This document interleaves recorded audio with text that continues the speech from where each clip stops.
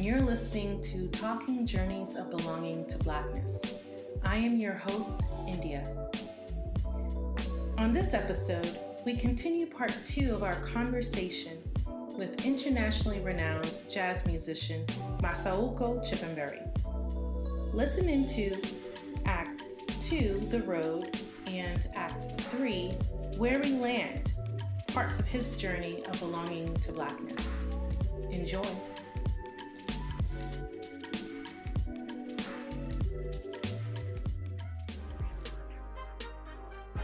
Act 2, The Road.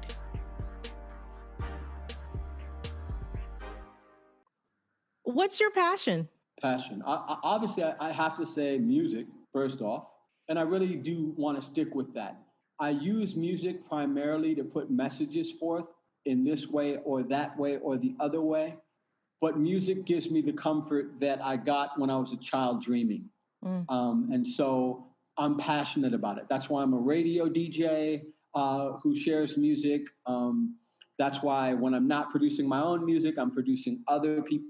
I consider music the language of the spirit. It deals directly in getting to your emotions and skipping all the BS that comes in between. So I'm passionate about music because I consider it a language of the soul. And so when it comes to your music, as I mentioned in the intro, you've achieved much success, right? So both as a solo artist and as a part of the duo Black Sonshine. So what was the pathways you decided to take to even achieve and to sort of express this passion, right? So how do you show up in these spaces as a Black person, as a Black man, as a Malawian? The path for me has always been guided. I'm a person that I can tell you that before I was born, I moved through a space where I had to learn a certain set of rhythms in order to come onto this plane. And when I return to where I came from, I must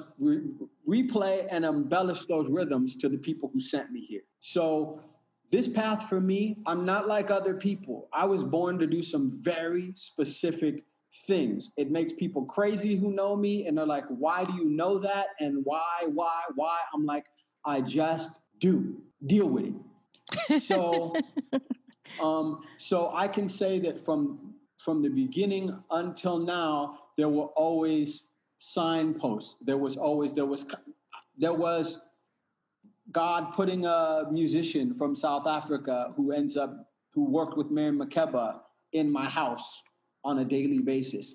By the time I got to high school and I was dreaming of being a musician, my best friend was a kid named Ted Griffin who was dreaming of being a filmmaker. He wrote Ocean's 11.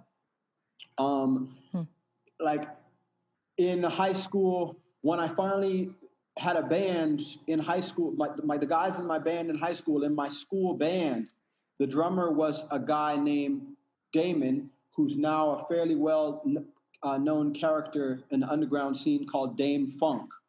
He produced an album with Snoop Dogg not too long ago.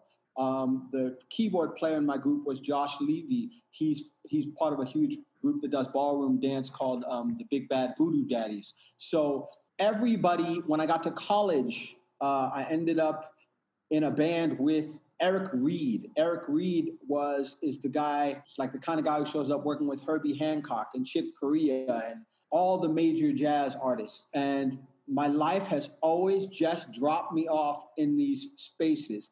I was in rooms in LA with 40 people when Freestyle Fellowship was starting. That became some of the most incredibly potent music to influence all of LA's rappers. In fact, there's even reports that Micah 9 from Freestyle Fellowship ghost wrote for some of the guys in Dr. Dre's camp and so forth. So I was there in rooms of 40 people. I moved to Brooklyn with my wife. The first place she took me was to a place called Nkiru Books. I meet a kid behind the counter. I start talking to this guy about being in South Africa. He's fascinated by me being in South Africa. And then he explains to me as a rapper. I was like, bookstore. I thought this was the one place where I wasn't going to meet another rapper. And he says, and so he starts telling me, hey, you got to hear my music. And I'm like, oh, no, I really don't want to hear this kid's music because what if I don't like it? But he's such a cool kid that I put the headphones on And my jaw drops and I'm like, dude, this is mind-blowingly dope. Like, I don't even understand how this could be this dope. The kid behind the counter is a boy named Talib Kweli. He's never put out an album before. This is his demo tape. Why? Why does that happen in my life? I don't know. You know what I'm saying? But that's been consistent with me. I showed up in South Africa. I meet a kid named Toomey, who's a dope young MC. I started him on his first demos. He's now the biggest rapper from the country. Wow. But my life has consistently put me in these spaces where I meet the people that I'm supposed to meet to have on this journey. It's a guided journey. And whenever I've tried to step off the path and look away and go, maybe I don't want to do this, then I get sick, I get near death, everything falls apart, and until I'm singing again and doing what I'm supposed to do, nothing works. Wow. That's interesting. Just even your perception around just the path and how it's part of this universal plan, right? Because most people don't. I mean, we can be quite myopic in our everyday, right? And kind of think and just, sort of like prayerful and thinking, I hope this is what I'm supposed to be doing, and not really have a clue. And, to me, it's a sense of, it's more than just serendipity that you're encountering these folks and that you're having these experiences and influences in your life. For you, it's all part of this plan, and how you're even showing up, like people are somehow connecting to you to say, I want to share this part of me with you. And then next thing you know, you're collaborating, they're blowing up, everyone's doing this thing. And it's just like, wow, who knew from that chance meeting and interaction? Consistently. The way I met Nelson Mandela was I had stopped doing music for a while because Natasha, my wife, was pregnant with our daughter Aminata. So I took a break from music to because the first time she was pregnant, I'd been running doing Black Sonshine. I really wanted to be there and be present during this pregnancy. We get a call from South Africa, and it's Nelson Mandela's people, and they're like, hey, we would like to know if you'd like to come perform for Nelson Mandela. Wow. And I'm like, say what? They're like, yes, we would like to have your group Black Sonshine come perform for the 46664 concert along with Queen, Yndia, Annie Lennox, and yeah, I want to come do that. Sure, I'm on the phone thinking, maybe this is a joke. Maybe this is not real. Right. But I call my other partner from Black Sonshine. He's like, nah, it's real. They want us to come do this thing. And I'm like, absolutely. I'm so excited about it.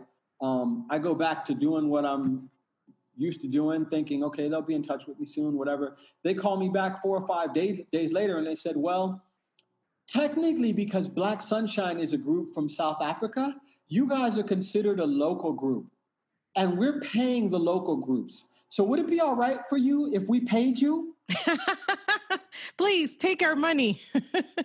I'm like, okay, so you're flying me across the earth to go perform and meet Nelson Mandela, and you're going to pay me for this?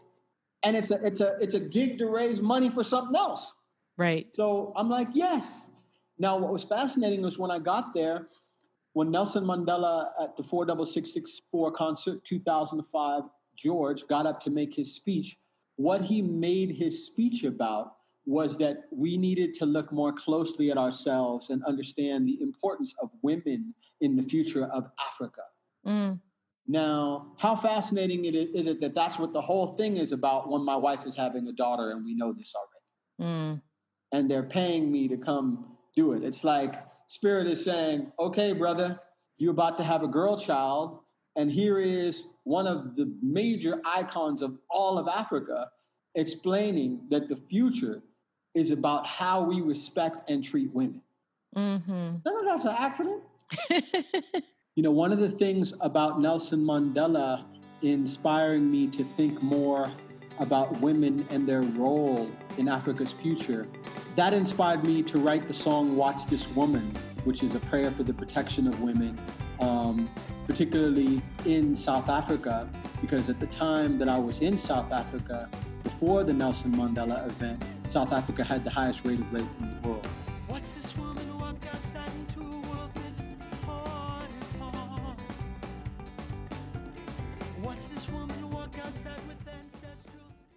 for you growing up, you are, you're in this revolutionary home. You have these, politically, active and activist parents. There's a rich history that's there and they're very Malawian, right? And then here you are sort of just in the space where you are a combination of these two. So when you're traversing different places and you're performing and you're engaging with, say Mandela's people, and then you're with Talib Kweli and you're with all these other people, like how do you show up? How do you navigate the sort of, besides your individual personal identity, with the social identities and the things that you might feel that are imposed upon you or that people or that precedes you before you even enter these spaces? Well, the thing is about it is this. I come from parents who were completely social, political people. Both my parents were politicians, and my mom also was a person who ran a daycare. So while I saw her deal with different kinds of people all day long and figure out how to navigate and negotiate spaces. So, and again, like I said, my house is full of 10 different accents, and the way it worked is, my big brother Dan was busy, let's say, trying to join a gang somewhere, while my other sister Sheila was a straight A student at a private school who was going to end up being the salutatorian. And so, my big sister Nima liked rock music and listened to Kansas and Boston and all this kind of stuff. My big brother liked reggae, so he was bringing home Steel Pulse and Bob Marley Exodus. My other sister and her husband were off into Kenyan music, so they were bringing home like Kwasa Kwasa, Sokus, and different stuff. Everywhere I turned in my childhood, remember now, we are a family who came from being in the highest political class in Africa, meaning my oldest brother had never gone to school without being driven there by a chauffeur. Right. I'm from an era where my family now gets cut off from all of that. And all I know is my mother on welfare with 7 kids, raising them single in the United States. Because my dad dies at 4. I have very few memories at 5. I have very few memories of him. What I know is this hardworking lady on welfare trying to raise 7 kids. However, she's a lady who studied in London. She's been, she was friends with Gracia Machel, who was the wife of Nelson Mandela before, way back in the 60s and 70s and so forth. So I'm around highly intellectual people, but I'm also in an environment where a lot of it is just on the edge of the hood. You know what I mean? Right. And so I look back and consider that a privilege. That's the thing to know about Pasadena, California. Where I grew up in Pasadena, California, most of the drug dealers who had been successful in the 70s selling coke moved up to Pasadena in the 80s in order to give their kids a different lifestyle. So those kids were the kids of drug dealers, but they were going to private school and they were studying in different situations. And it was the first sort of integrated reality. So I was hanging out with kids who were gangbanging and reading Kafka. Right.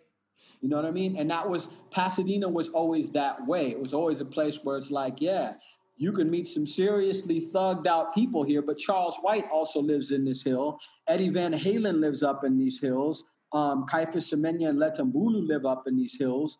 Like, you're in a middle class access to art and entertainment and that sort of information. Yet at the same time, you're in a place where, your other homeboy, his name is Corky and he steals bikes and that's all he does. Or Johnny Fortune, who's known for robbing liquor stores. Or, I grew up with a host of characters from, Maggie Heflin, who had a walk-in refrigerator and whose father drove the newest Ferrari, to, my man Kafanya, who was battling Bloods and Crips. You know what I mean? And I think all of that plays into how I move in the world. And I've had the kind of life where I may be, even where I'm in Costa Rica, I may be working on something with the president of Costa Rica this week, and I may be in Desamparados in the hood at a hip hop battle the next week. What does it mean for you where you are of this this Malawian legacy, and maybe others might see you even still as being very American, and that you're not maybe as fluent in the language. I mean, how does that sort of translate for you? And do you think that's part and parcel some of the different issues or hurdles African musicians globally might have to overcome? Right? Because it's almost like, again, the whole box of where do you fit in, how we see you. Are you African enough? Or are you not? Is your music this or that? Like, how do you even personally navigate that? And then when you think about it for the other young African musicians coming up? That is a great question, sis. That's like the question that I've been waiting to answer in life. Nobody arrives at that question, but it's damn true.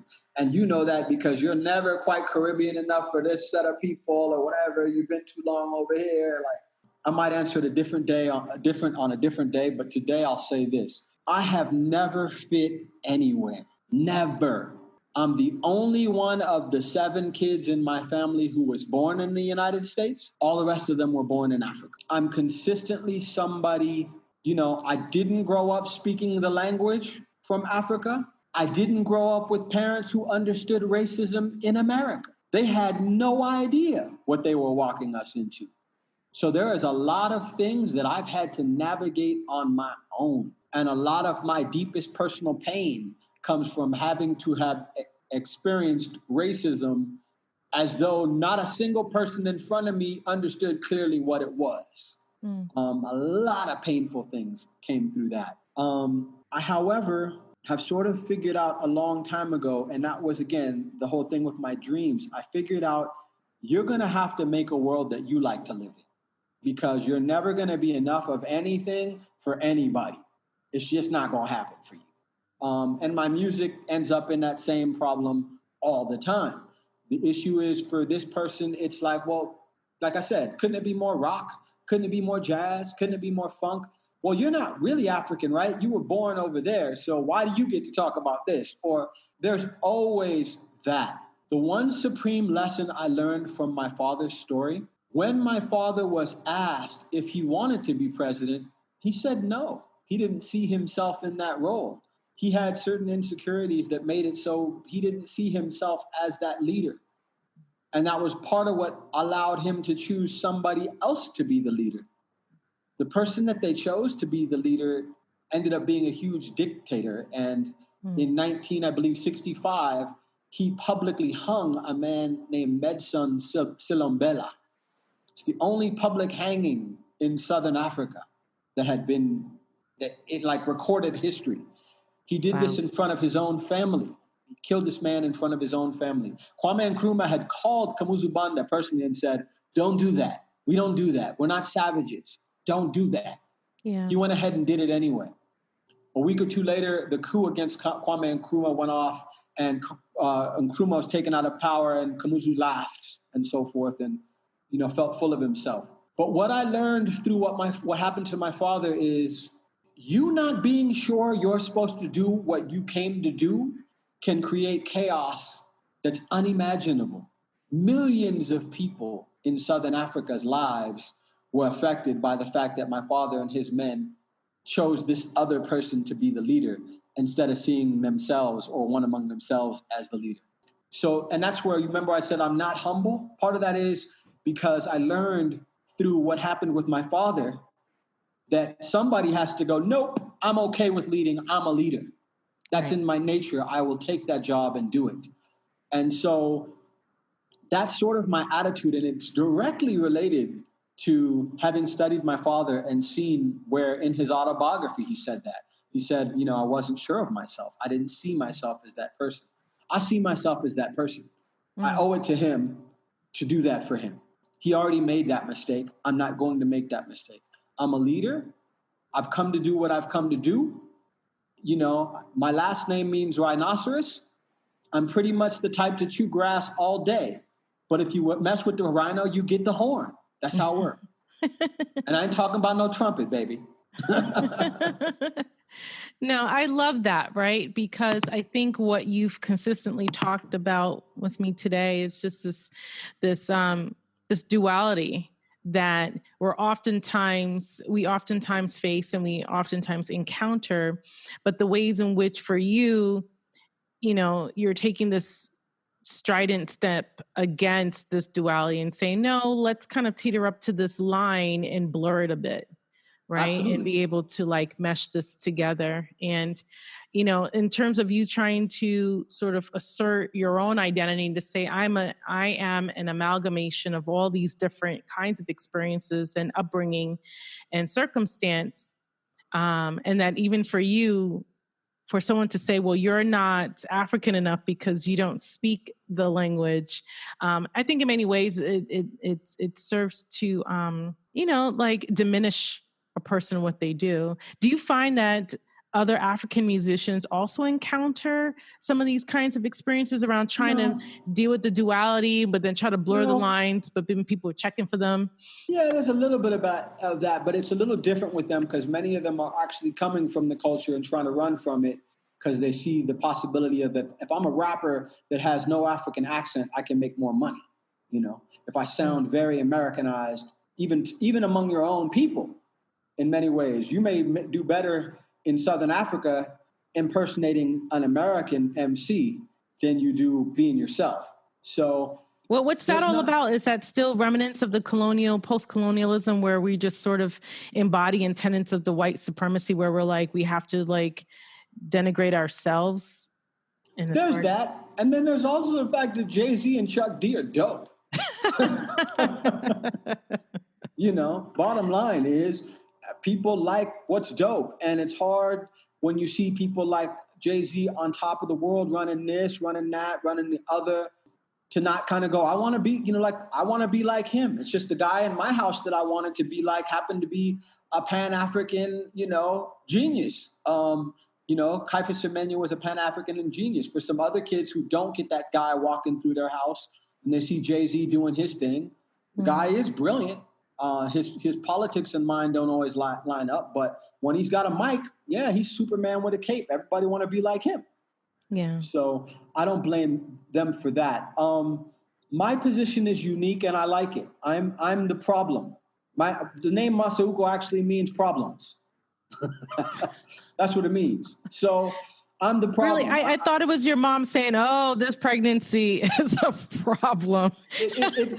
She really just named me after my father. She said it wasn't the hardest pregnancy ever, although I do think giving birth 1,000,000 miles from home on the other side of the earth is difficult. She was also pregnant with me in Tanzania and then gave birth to me in Los Angeles. I traveled in the womb from Africa to the United States, which I just find fascinating. But yeah, I really think I'm here to do what I came to do. Very few people most of what's going on with me, my father already told me what it was going to be. He already told me, they're probably not going to like you that much when you're alive. It's going to happen later on. They're going to get into what you're doing. With that already said, with my father having already stated that, and then me going, he must have been telling the truth because now his name was banished in Malawi, and now there's highways named after him and books and blah, blah, blah, blah, blah, blah. So I'm already aware that in your own time, people, it's almost like it's just kind of instinctual that they're just not going to get it while you're there. They're going to wait till you're gone to get into it and celebrate it and blah, blah, blah, blah, blah, blah. The thing is, I get it, though. I know what I'm doing. I know I'm amazing at what I do. And I know people should be listening to it. And it would be helpful if they did. At the same time, if they don't, their kids will. It will get there eventually. Because when you have the truth on your side, when you're saying something that's of significance and grounded in truth, and you were cultured to do this, because I'm not just saying this on my own. I was cultured to do this. Inside of what I'm doing is Malcolm X's work and Audre Lorde's work and, Sonia Sanchez's work and Stevie Wonder's work and Hugh Masekela and Miriam Makeba's work. All of that is inside of what I'm doing. So I know that it's imbued with what it takes to be timeless. We're in a time right now where people don't want to deal with what's timeless. They want to deal with what's immediate and temporary. So what failures did you experience? And how did you turn things around? My father had a saying. He said, I never allow myself to fail. And so I'm one of those people who doesn't really see failures. I see learning experiences. You know, I got my first big record contract in the United States in must have been the early 90s. I got signed by RCA Records, and with my band. My band was called Skin. I was in the band with a Korean gentleman, a white guy from the States, a dude from Spain, and another brother. And the whole idea of the band was sort of to show that we could do something beautiful together beyond race and all of this and so forth. And we got signed, but then the record company didn't know what to do with us. They actually told me, it's on a De La Soul record, they said this, but it actually happened to me. They actually said, well, we don't really want to put you on the album cover because we feel like if people see you, it will limit who can get into the music. And your music, you know, white people could really like your music, but we just don't want them to have to see you on the cover. Oh, you know? Goodness. I was told my music was too political. I had a record exec today, who's one of the biggest record execs in the United States today, sat me down at a table. I had a song called Contradiction. He told me, well, this song is amazing. I think it could be a hit, but there's just some lyrics in the middle of the song that I think you need to take out. And there are lyrics in the song that say, wake up and start your revolution. Wake up, it's always you that's losing. If you could take that out, I actually have $150,000 to put behind this song. We could put $75,000 into creating a video and another $75,000 into promotion behind this song. However, if you don't take them out, I don't really see a single on your album, and I think your album will end up in the 99-cent bin. It's up to you. I didn't take the lyrics out. I got dropped. Wow. You know? And after getting dropped is when I realized I got to get out of this country. I went to South Africa. I took the same music to South Africa, and it blew up. I mean, because of the context, right? Yeah, the context. Exactly. South Africa was going, wait a minute. This guy's over here singing, we grow from seed to tree, me and my people building. He's talking about nation building. He's talking about us coming together and having a vision for the future. South Africa went, yes, this is exactly what we need to hear. And they embraced it. Same thing happened to Dead Prez. I was involved when they first came out to South Africa. I was on the first show they did with Black Sonshine, and they were shocked because they came out there doing that, I'm an African. People went totally bonkers. And I talked to the brothers, and they were like, yeah, when we made this album talking about Black Panthers and Fred Hampton and all this old school kind of knowledge, we really didn't expect anybody to get it. And in all reality, it seems like the people in South Africa get it more than the people where we just came from. Because it's speaking, right? To your point where it's just like about music and it's the heart song and people can see themselves in it. Also, it's like, yes, you are saying the words, you're putting it to a melody that speaks to my heart song, right? And then it's that manifestation of that. And so that's what resonates. Well, this is about Black journeys, so I'll just be dead honest with you. A majority Black country likes it when you're speaking about revolution and change on a planetary scale. A majority white country does not. Right. At least, Baraka used to say this. It's like, well, you were really clever until you went to the system to see if they'd pay for your revolution. Right.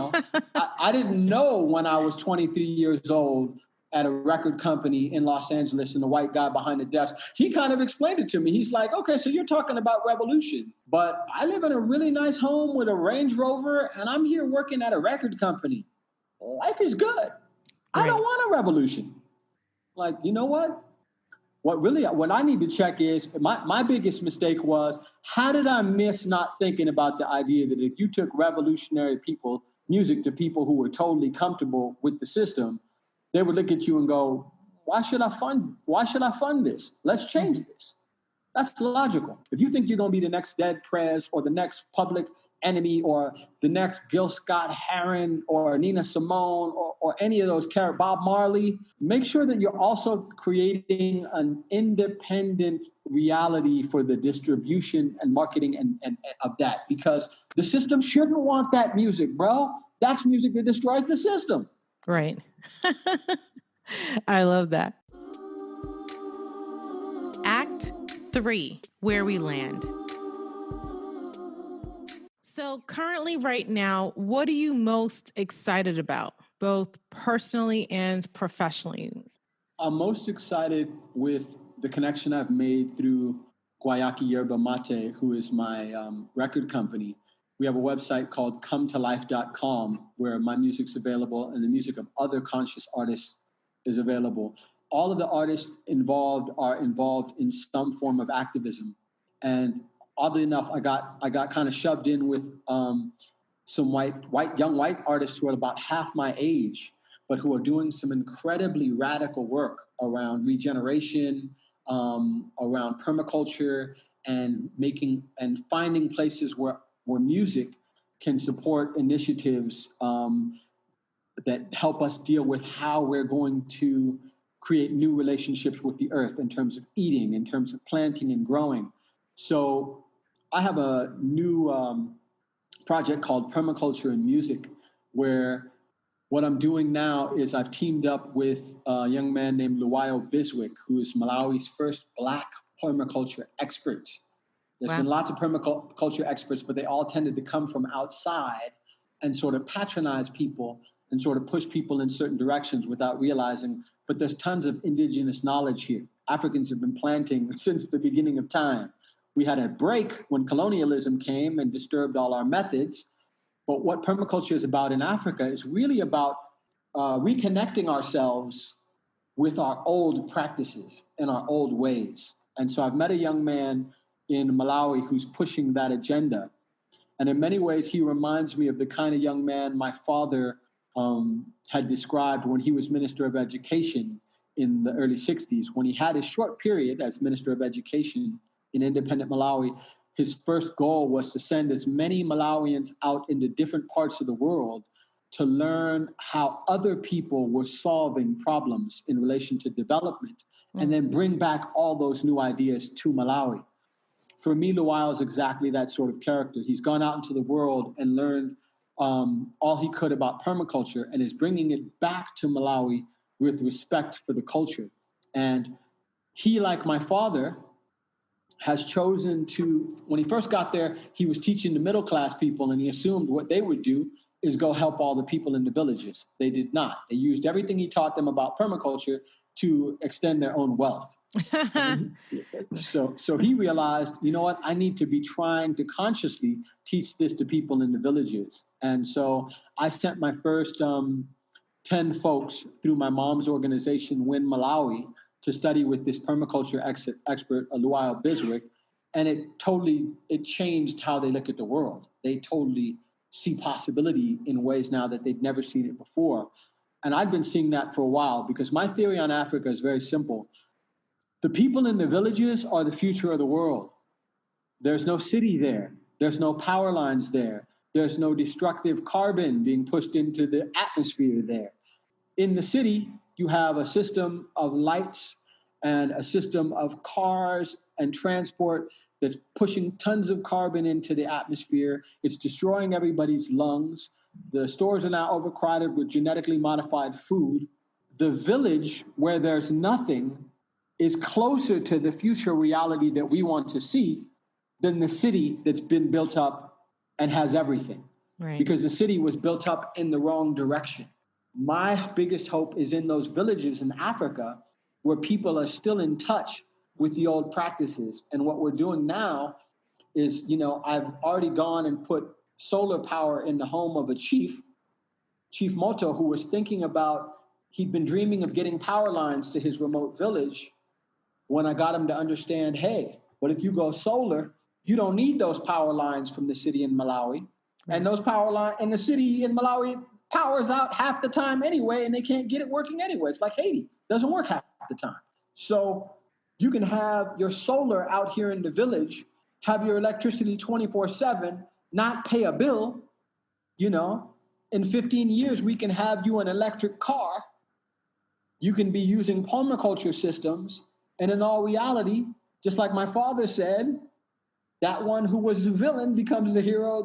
You understand? Right. The person that everybody thought was the least now has the most, and the person that everybody thought has the most actually has the least, because the man in the village and the woman in the village are already prepared for the new ecologically correct reality that we need to set up on the planet, whereas the person in the city they still have to destroy that city to get to where the person in the village is. Right. And that's where my hope is.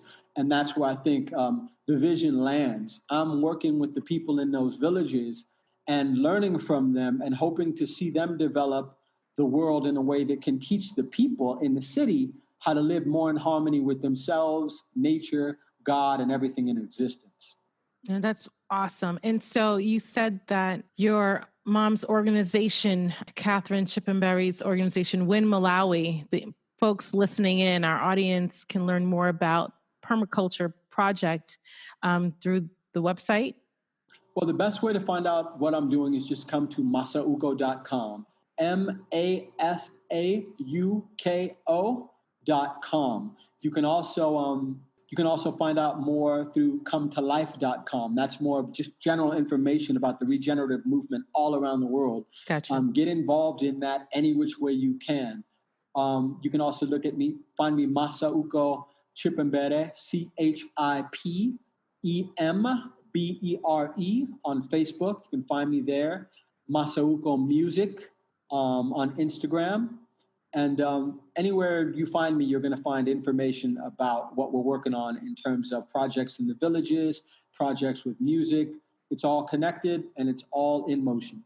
Finally, if you have, because you dropped a couple of gems during our time here, our conversation, but if there are any final audience takeaways that you think might help to inspire our listeners on their journeys of belonging to Blackness? Yeah, absolutely.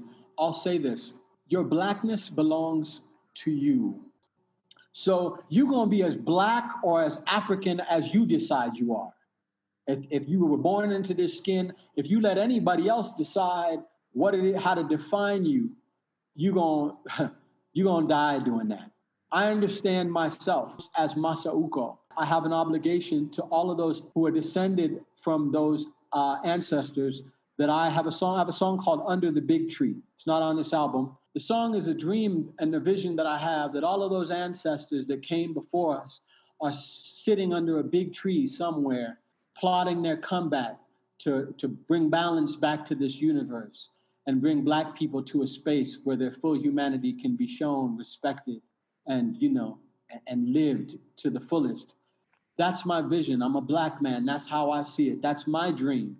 You don't have to buy into it, but I'm going to sing it really, really well and make it beautiful and seductive for you because I want to bring it into existence. And I believe in the power of words. So I believe that when I sing these things, like they call it Nomo, the power of word, these words go into the universe and they affect things. They make things happen. Since science says that an energy that's created can't be destroyed, that energy is going somewhere. The Bible says, God said, let there be light, and there was light. And then it says, God made you in God's own image. So if you say, let there be light, if you say, I'm ready to die, then you're probably going to die.